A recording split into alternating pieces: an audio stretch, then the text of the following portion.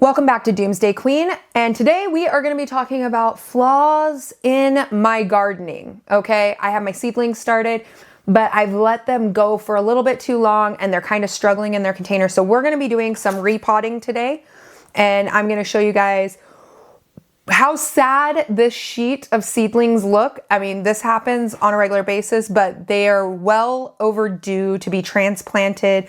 I started these ones a lot earlier than I normally do. So for instance, most of my tomato plants I started February 16th.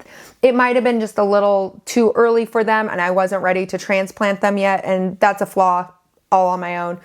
So what I'm going to do is I'm going to start depotting some of these seedlings. And the first ones I'm going to go with is my tomatoes. Maybe I'll do squash. I'm not sure. They're looking a little, my plants are looking a little sad in this container. So we've got to give them a little bit more room to grow and get them flourishing because some of them are getting a little leggy. So one of the first plants that I'm going to depot, this says it's catnip. I know it's not. It's a tomato plant. I don't know which variety. It's either a monster tomato plant or a beef tomato. But it definitely is not flourishing. I'll show you some of what it looks like. So you can tell it's kind of draped over. It doesn't have a lot of support. And inside, I'm going to show you guys. You can see there's little roots developing right here. It just wasn't buried deep enough. So I have my soil mixture. A lot of people always ask in my prepper's pantry room, why do you have soil? Well, what if something happened such as a catastrophe event where the soil was not good outside? I do stock up on soil indoors so that I'm able to start growing my own food and produce my own food. So right now I'm going through one of my soil bags. I added soil into this 2-gallon bucket and then I added water into it because once again, soil can be hydrophobic and we want to have it to be nice and moist. I know people don't like that word, but so first thing I'm going to do is I'm just going to scoop up some soil and I'm going to take this really sad looking tomato plant and we're just going to give it a little bit more support than it's had previously. I'm going to start burying it down so that the stem isn't so crooked and it can start developing an upward stance a little bit better.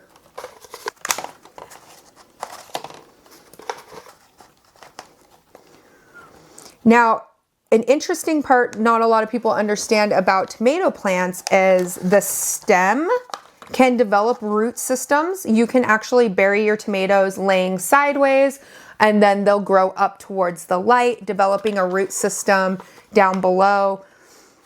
I'm just gonna fill this up right below the first 2 little sproutling leaves. It's not their true leaves. These are the true leaves up on the top part. So I just added soil in because it had a crooked neck. It is laying kind of sideways in there. And I just added soil to the bottom leaves. And then the true leaves are up top. And I'm gonna allow this to get underneath the light here in a few minutes. But you can see the soil, it's very wet. It is dripping out of the container. Tomatoes do need quite a bit of room to grow. It's fine to start them in small seedling cells, but over time they are gonna need a little bit more support. So let me show you this leggy tomato plant. This one is a monster tomatoes, and they're just not, their stems aren't very thick. They're struggling a little bit. You can see they've kind of curved around looking for the light. I'm going to break these two up into 2 different plant containers. Get them situated to grow a little bit stronger, more healthy, give their root system a little bit more room. I do enjoy growing most of my own plants. I'm not a scientist in this, but I feel like I've taken skills that my grandma told me about and developed my own system to make it work. All right, so the first one, you can tell These guys, we're gonna just separate them very gently. Separate their root systems away from each other. Try not to cause the plant to have any more distress. We have this one. Once again, it's got like this like spirally neck. And I'm gonna just allow it to sit a little bit further down. Obviously I cannot straighten it, so I'm just gonna add soil around it and hopefully it's gonna straighten itself out just a little bit better. I did neglect these plants. I should have been paying a little bit more attention when I planted them, but hopefully this will give it enough support to correct the damage I've already done. Tomatoes are pretty resilient though. I mean, I call them the dramatic Bettys of the group. Tomatoes are very dramatic. If it's too hot, they wilt. If it's too cold, they struggle. They catch every kind of disease known to man. They catch every cold out there. If they don't get water, they flop over the next day. They're just very dramatic, but they're very easy to grow. Once you realize that the tomato plant is just being dramatic, you'll be less intimidated by having tomatoes. The next one I'm gonna actually repot is gonna be a squash variety. This is just like a summer squash plant. They say that these don't transfer well, but I've never had a problem with them. Oh, this one is very long. This one's needed to be transplanted for a while. All right, so you can see obviously one plant has like definitely got really leggy, started growing towards the sun. The other one was deep enough that it is doing just fine. I'm gonna transfer this one into a bigger pot. Oh, I just made a mess. I'm not one to really freak out about dirt or water being spilt. I normally have dirty hands, but this desk that I do film on is my grandpa's and it is over 100 years old. So I like to take pride in taking care of the desk he left me. We're just gonna scoop up just a little bit more closer to the side. Once again, I'm just gonna create a support system for that vine. This one, it's not gonna be as simple of a process as tomatoes, but they look so much happier having a much larger container to grow in, essentially. All right, the next plants, this one's gonna be a mess. I already feel it. These ones are cherry tomatoes. We're gonna see. These ones are super leggy. They are not developing very thick stems. I feel like they're fighting for resources too. So there is a bunch of them all busheled up together. There's about 4 of them. I'm just gonna split them up. So like this one was easy.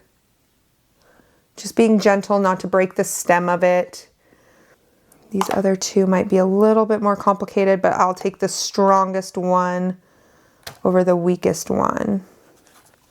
So one of the reasons I am choosing to repot all of these is to create a better environment for them to flourish in. Yes, you can start your plants off in bigger pots. It does help a lot more, but if you have single tiny cells, it's gonna be okay.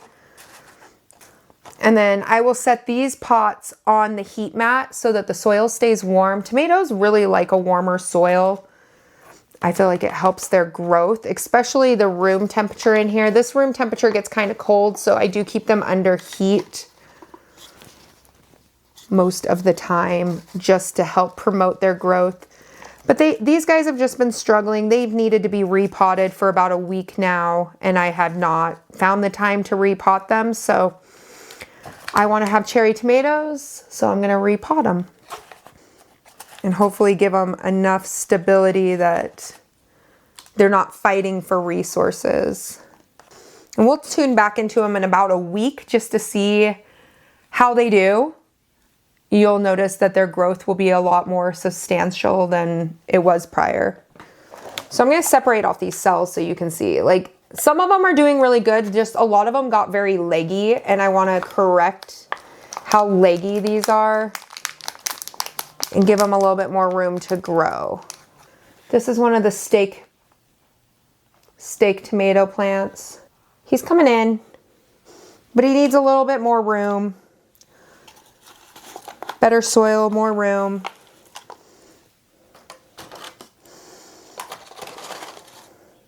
Many people get very intimidated by the idea of starting their own garden or seedlings. Honestly, I don't want you guys to be intimidated by it. I think everybody should just do it. One of the most notable sayings about gardeners is we kill a lot more plants than we grow, and it is true. We are constantly testing out and seeing how, for instance, on the north side of my property, strawberry plants do not do good on the north side of my property. But on the east side, they do phenomenal. And on the west side, they do really phenomenal. Even though the sun passes on both of those, for some weird reason, if they're facing more north, I get smaller strawberries. And so some of those plants, they die off, and then I choose to start new plants and test it in a different area and see if that growth was going to be better than the previous growth. I do think it's important though that if you do grow seedlings and you need more room, that you feel comfortable with repotting them just the same way I'm repotting these ones. These are all steak tomatoes. I might leave this other one, this little sproutling, and trim it off later. But I'm just going to put these steak tomatoes here, and then I'm going to need to label them before I forget what I've planted. Now I don't have a lot of bigger containers to repot into. These are about the size that I have left over. Some of these are from garden facilities, some are not. But I do have a larger, like, 6-pack. I'm going to move some of my squashes to there.